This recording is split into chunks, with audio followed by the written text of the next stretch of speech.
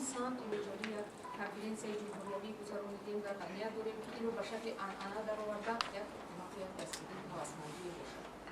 مثلا دیگر برنامه دیگری که می‌بینیم تو اینکه توانیم بعد فعالیت بعد در حقیقت وقتی که بسیار با مردم خوردیم تو این سال به همین احتیاج سمت‌های وابسته به پیشگیری حالت‌های ویران شدن اویلاها پیشنهاد شده بودند و یکی از نکته‌ها همین مسئله هم بود. یکی از نکته‌ها من فکر می‌کنم که امروز کودکس اویلای ما عهدنامه نیکو را برای شهروندان خارجی حتمی کرده است. بستن عهدنامه نیکو.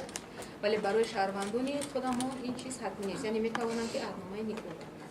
و البته من هم فکر می‌کنم وقتی که در صحبت بخوری‌ها بودیم با همین مسئله بسیار پیشنهاد می‌کردن که ما از همین عهدنامه نیکو رو همچون یک نمودی مهر آنها وای می‌کردن می‌گفتن که همین حتمی کنده شود. من فکر می‌کنم اینا مسائلی هستند که آموزش چکور و همطرفه رو طلب می‌کنند. افکار جامعه رو آموختن در وابسته به این زیرا اگر از یک نقطه نظر گیریم قانونگذاری اجازه داده است لیکن تا کدام درجه همین حقوق ما استفاده می‌بریم این پهلوی دیگری مسئله است.